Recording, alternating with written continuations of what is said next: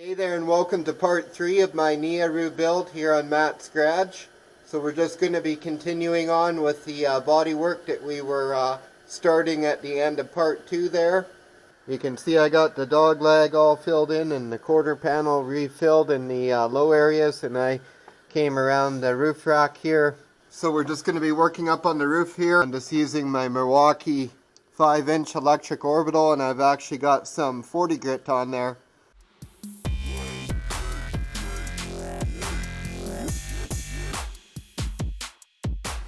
One thing I had an issue with that I never talked about in part 2 is these braces that I built here for the strut towers. Unfortunately, the trunk hinges were contacting just right on the tip here, and so what I'm doing is just adding this piece of box tube back here, and then once that's all welded in, I can cut that off, and then there'll be clearance. The trunk lid will close all the way. You can see I've got all that roughed out there in 40 grit. There's a few low areas and stuff I still got to fill in. And then up on the roof here, it's looking really good, but then my heater ran out of propane, so I switched it up and went back to doing a little bit of metal work here. But I'm trying to get all this paint and body done while we've got mild temperatures right now. Okay, well, we're just going to get these spotted in a couple places because I want to take that rubber stop off. But right now it's kind of keeping everything positioned.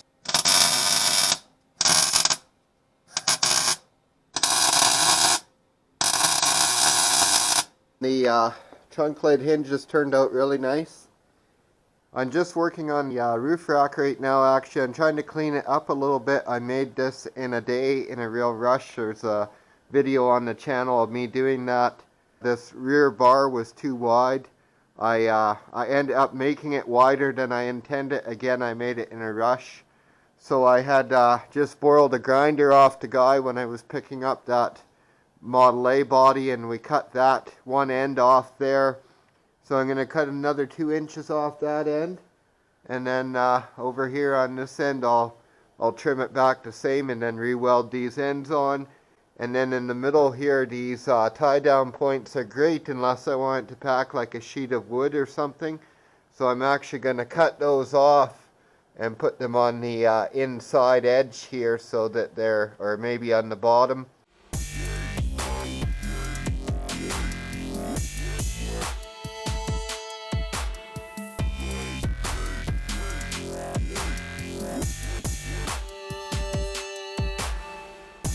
I got those pieces all cleaned up, all the old welds off them.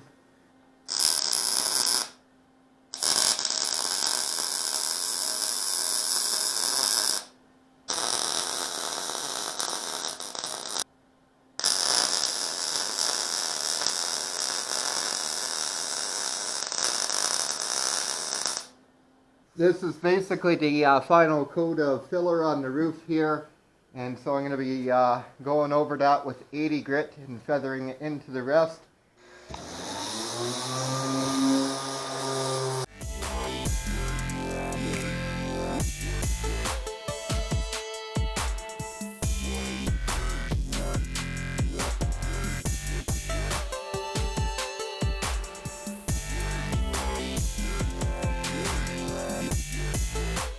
So I am feeling around for bumps and trying to level them out.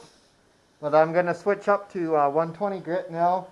This electric blue paint here is actually where I welded over the sunroof. I used a panel from the roof of a PT Cruiser.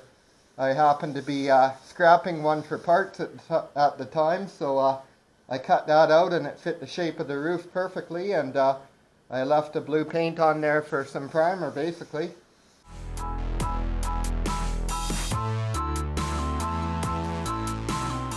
Okay guys, I've got everything all prepped, all clean, and a little bit of masking done. This rust check primer seems to work really good, and I'm going to put 2 coats of that on. It's pretty late at night here, so it'll dry overnight, and supposed to be warm tomorrow, so I'm hoping to just scuff it lightly and then lay the black down over top it. I will be wearing my proper respirator for this. I'm fresh out of disposable gloves, so I guess I'll wear these.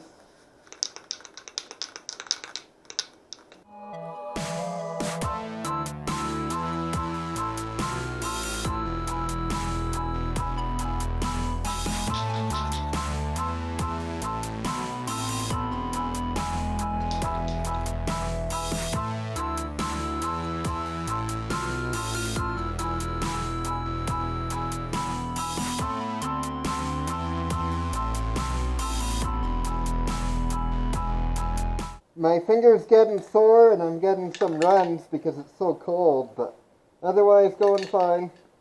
First can done.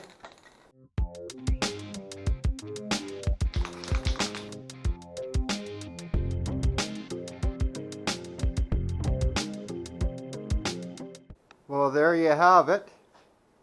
One issue I kept having is every time I got going here, my finger would kind of come down and it would get into the spray and cause it to splatter. But you can see how the filler really shows up.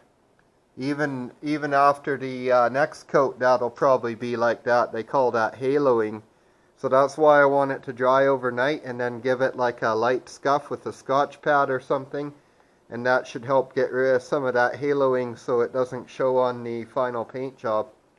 I got the second coat of primer on everything and I decided to go ahead and spray the green on the roof rack rails as well. It's not quite dry yet, so it looks a little glossy, but it will dry like an eggshell. And I've got to put a second coat of that on tomorrow as well. And then on the underside of the roof, I went ahead and primed everything under there too. All the extra bracing I added and stuff, I actually just sprayed quickly everywhere where I did any modifications and just made it all black again. Same thing with down inside the door pillars there where I added all that bracing. I sprayed all that and everything. I just went and grabbed this fresh Scotch pad here. So I'm just going to go like this, and as you can see, that overspray just scuffs off there really easily. Okay, I've got that all done. Took me about an hour or something to do that step.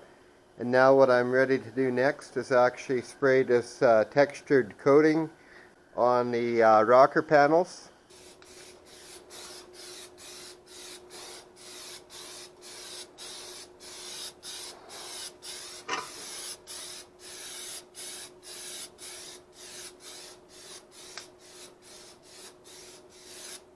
So that's just the first coat. You get more texture with each coat. So I'm going to wait for this to dry really good and then I'll put another coat over top. Okay, while I'm waiting for that to dry, I'm going to go ahead and put some of this in my wheel wells and just cover up those areas where I patched in there.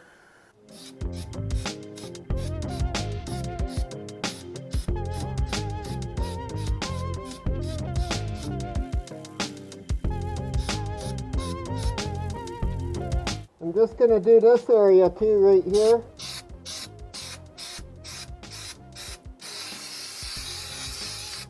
And up in here on the back side, seal filler.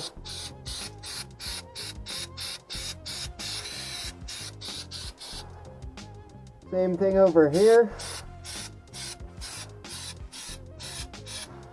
And way up in there. As you can see, I've got everything cleaned up and I've got those masked. The paint that I'm going to be using is this Duplicolor industrial enamel. I've actually used it before. In fact, it's what I used on the car in 2015. In the spring of 2015, I repainted most of this car with this paint. And so that's what was lost on there. That's what you have always seen on the car. It's not super shiny, but it holds up pretty good actually.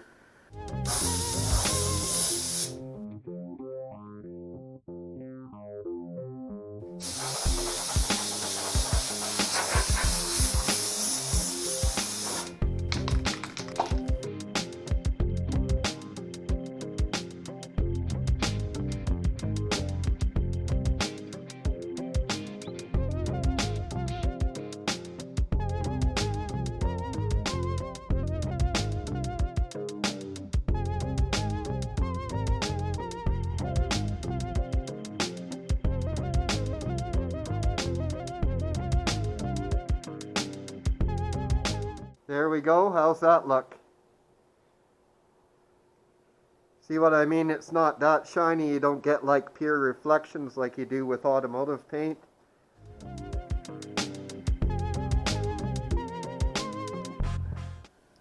here it is all done. You can see it does shine a bit more with the second coat on there.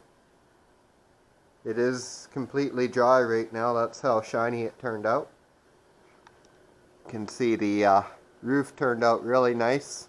I did get a few stripes on my center bar there, but that's no big deal. I can just lay some masking paper on the roof tomorrow when this is fully cured, and I'll just touch that up. I wanted to show you guys a little trick I just taught myself today.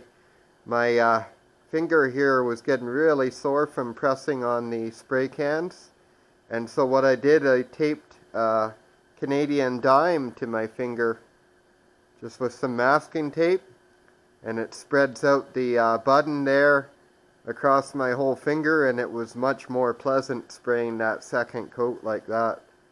So I'm not sure if an American dime would work equally good. I suspect it would. You could use a penny too, but we don't have pennies in Canada anymore, so I had to go with the more expensive option here.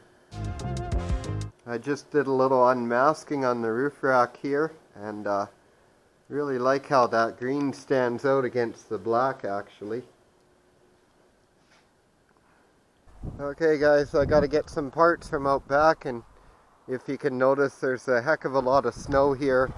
Of course, with not having the Neoru done yet, I haven't had a plow car, so my neighbor's actually been really kind, and he's come over just with his little lawn tractor and plowed out my area here and kept his area maintained. I normally maintain the whole property there's 3 of us on the property here, but haven't been able to with this. I did get out here and sweep off the bends, but there's Big Yeller back there, and I'm hoping Big Yeller can drive across the yard here in 4-wheel drive. We'll see. She's live, so let's see. Haven't started this one up in a couple months here, but it's never given me a second's trouble before. It's a good truck. Like I said, it's a good truck. So I got to get that door over there is one of the things. So we're going to go shovel around that. Well, this idles down. It takes a while to idle down. You can see I got a bunch of stuff stashed in the shed back here as well. And it's supposed to snow more, so I figured I better get this stuff moved while I could hopefully still drive across the yard. And I'm going to try and just break a trail here that hopefully I'll break up the snow, and I'll be able to plow it when I get the car going here.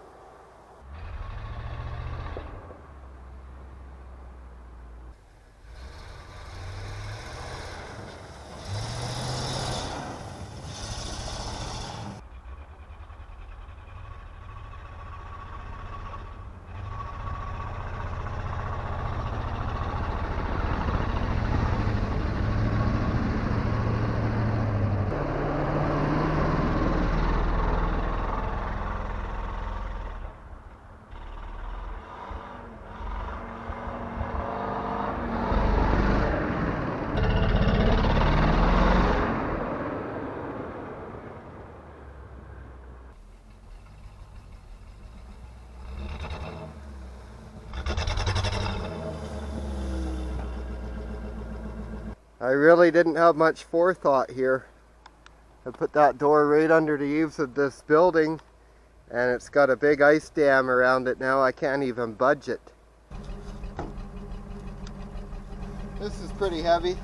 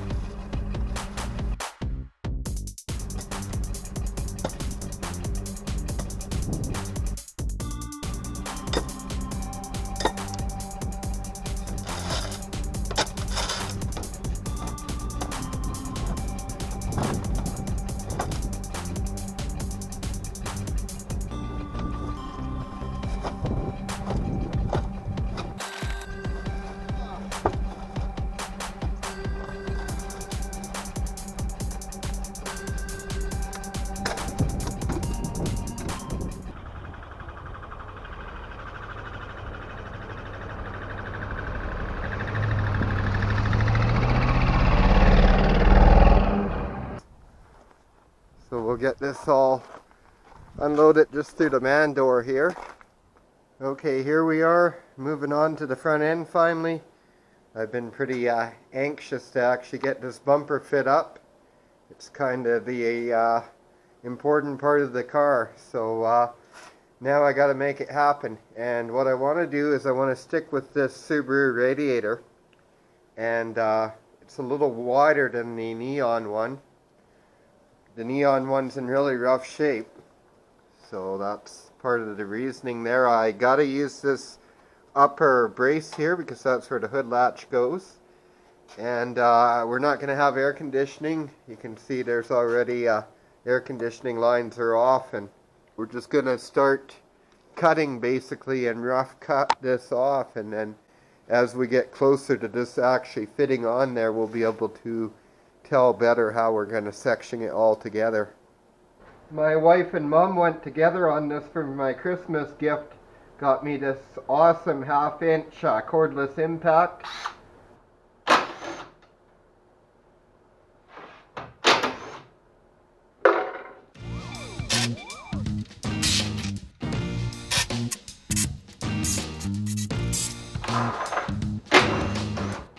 I'm just going to change the blade on my Sawzall. This one's pretty well wore out. There we go.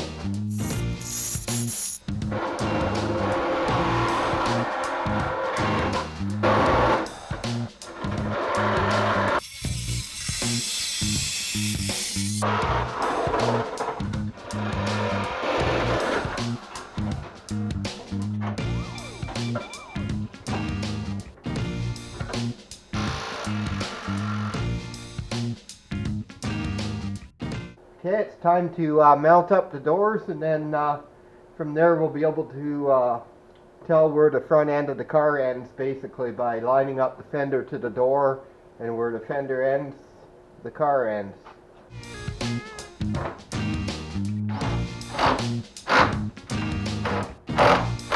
So that's pretty much it. It's going to be something just like that. So I'm going to have to build a brace under the edge of the fender here. It actually comes up off the Subaru structure quite a bit. Well, there you have it. That's the closest I've come to a front end mock-up so far. And there's some issues. Well, these fenders are out way too far right now. But actually, after taking some measurements in behind and stuff, there is room. I just got to cut some internal bracing out of the inside of the fender, not the car. The car's bracing will all clear, and then the fender should swing in enough to meet the hood. So I think I'm good there. The big issue right now is the radiator is set a bit higher up. It's actually no taller than the Neon's one. They're both 18 inches high, but it's set up taller probably for better ground clearance, being that it's all-wheel drive. So basically that's what I did. I cut that piece of internal bracing out of the fender. I might have to come up with some new braces to put in there to support it. The ABS pump is in the way, but it looks to me like I can just unbolt it, and it's going to have to move in a little bit, and then I'll re-bracket it up. We're not going to have airbags, so that's what this wire's for. That'll go bye-bye. And over here, this big thick wire is going to have to start going down sooner. It was clipped in there, so we're going to have to tuck it under there just for clearance to the fender. And then I got the old Neon radiator removed here. You can see my transmission cooler here. I'll be utilizing that again. I'll just flush it out. I made a little progression here. I just, well, this is an exact cut here, and this is all just a rough cut down in here, because, well, I'm going to be cutting the frame rail about here. This air box is probably going to have to be relocated too, because the Neon structure will actually come in right here and interfere with that air box. But that's fine, because we already had problems with grounding this engine because the air intake's right in the wheel well here. So I kind of want to relocate that.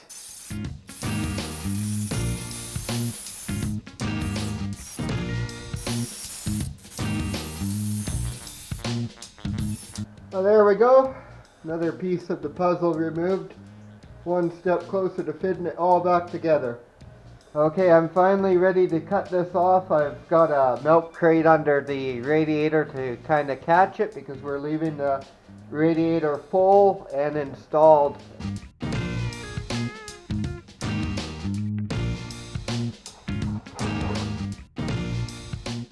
Here's where I'm at now. I just got both the frame rails trimmed off. That should be pretty well a final cut there. And then I just got to trim up the neon front end to match. Well, it's getting a little colder out again now, so I set up my tent here, my temporary tent again, and just using whatever I got. I got the Subaru headliner there and stuff. Actually gives kind of a nice lighting in here. So it's actually really warm in here with the space heater running in the corner. What I've done here is this is basically my one hard point measurement. That's the center of the last fender hole, and that's, you know, set by the door where the door placement is so that the gap lines up back there. So I measured out from there to the end of the frame rail here, which wasn't particularly easy, but I used that to determine where to cut the length of this frame rail, which will be back here. I'm going to cut a little past where I should, like a little before it, so that I have a little excess.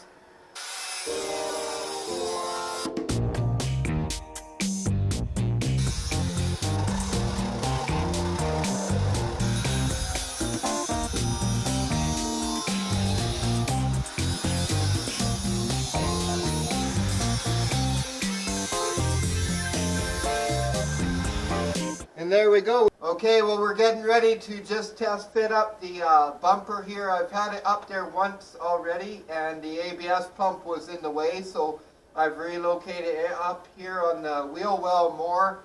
And now we're just going to get this up there again and make some marks for the final cuts, because I know it needs a little trimming yet. I actually took the winch off since the first time I fit it, because it is beyond heavy with that winch on there. Even without, it's over 100 pounds, I'm sure.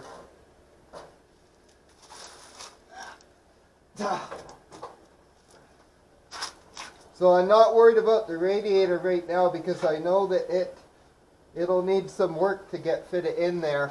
I'm just worried about getting the actual supports to line up. Okay, here we go. This is just the initial fit up here, but it's fitting better than I expected, and I've just marked everything, so it's got to come back half an inch here. I've just got it zip tied in place right now so that I can really get a good look at it and also show you guys what's going on. You can see I relocated the ABS pump up here. I haven't bracketed it in yet. I got to build mounting brackets, but it's going to be held in that exact position there. And then I've made marks here. I've got to slice out the corner of the rad support. It looks like my my radiator hose might be a little long. We'll see where the radiator ends up sitting, but I probably have to trim a little off that hose to make it work. Just a bunch of little things, but actually it's lining up better than I expected.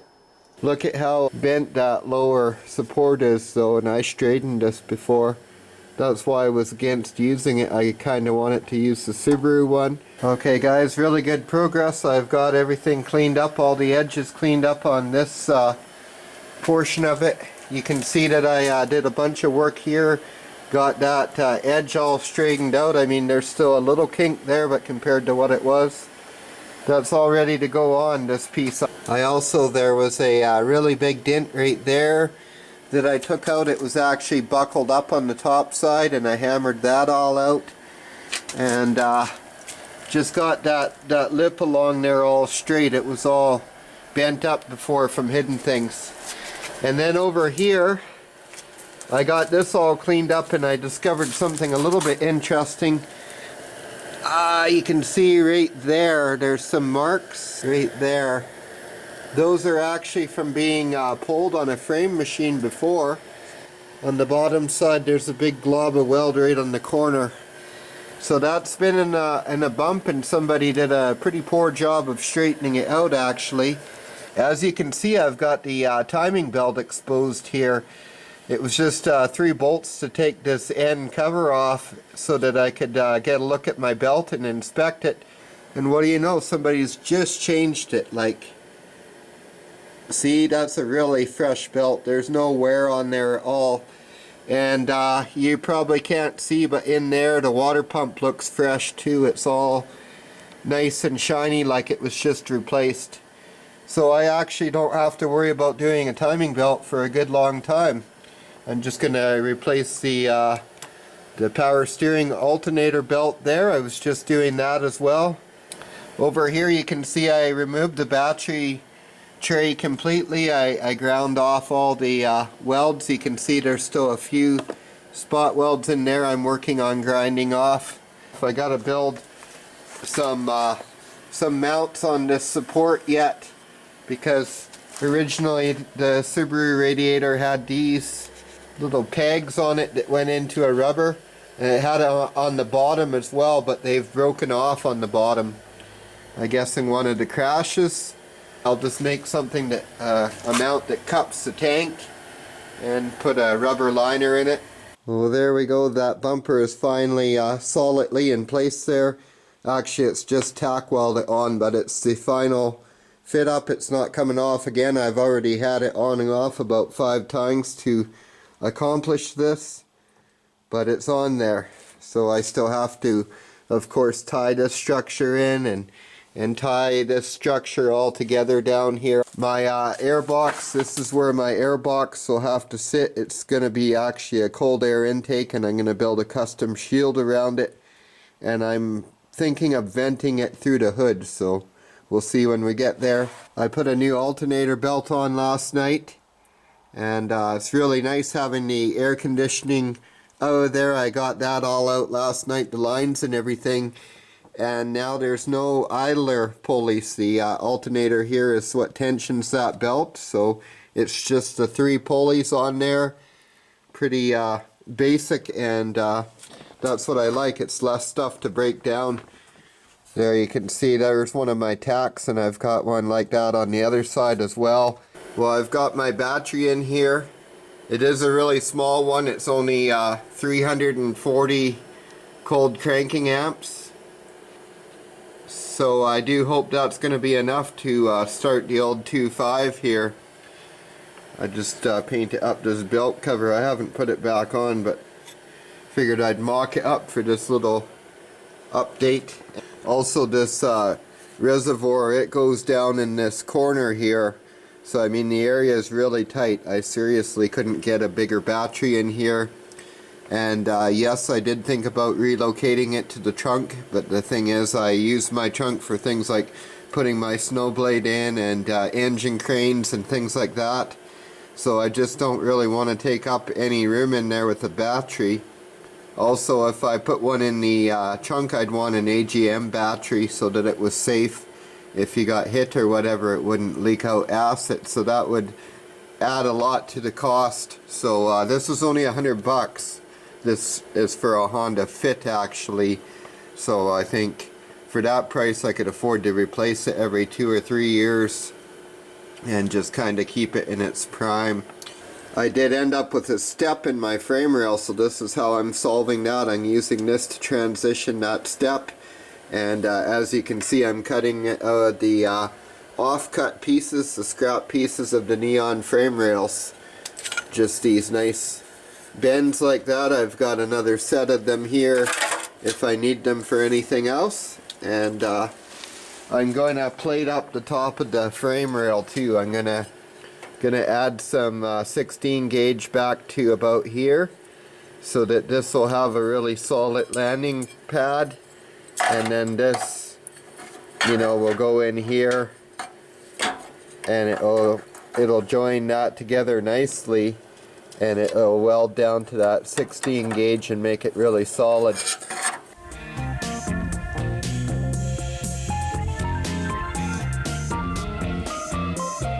So I've got all these plates made up to reinforce those frame rails where I'm joining them together. So you'll have to wait till part 4 to see how that all comes together. Actually, I'm going to end part 3 right here.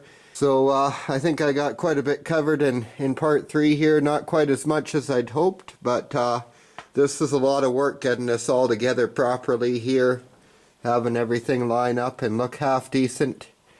So I hope you guys are enjoying the process as much as me. I think I'm over 800 hours into this project now, but I don't really have any regrets. I'm enjoying it a lot, and I know I'm going to enjoy it that much more when I get to driving it. You can see I'm also starting to clean up this bumper here. Gonna get the army green paint on that in part 4 here. And we'll get the whole engine bay painted. That's the plan. It's all going to be painted black to match the car. So make sure you tune back in. Make sure you're subscribed and tune back into part 4 and keep up with the whole build here. Thanks a lot for watching Matt's Garage. Don't forget to like and subscribe and have yourself a great day. I don't know if you guys noticed near the end of this video, but I actually got a new camera partway through this video, and I'm really happy with it, especially the audio. So I hope you guys are enjoying that too. And just know that I'm always trying to make the best videos I can, and if there's ever things lacking, I apologize, or if there ever has been, because I'm only doing what I can afford to do here as well. So I'm getting the best equipment I can afford as I can afford it, and I'll continue to do that as the channel grows, and hopefully just keep getting better and better.